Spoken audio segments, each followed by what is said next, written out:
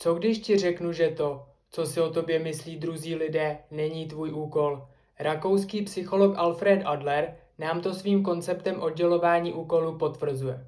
Princip je jednoduchý. Rozlišuj mezi tím, co je tvá zodpovědnost, a tím, co patří druhým lidem. Pokud si nejsi jistý, polož si tyto otázky. Čí je to úkol a koho bude konečný důsledek tohoto rozhodnutí ovlivňovat?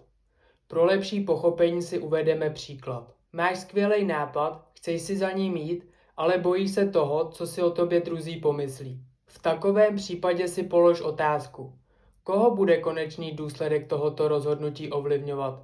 Pokud především tebe, je to tvůj úkol. Tvým úkolem je jednat podle svého nejlepšího svědomí.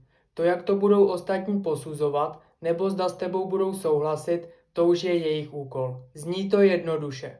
Avšak v praxi není snadné přestat nést zodpovědnost za věci, které nám nikdy nepatřily. Tak co?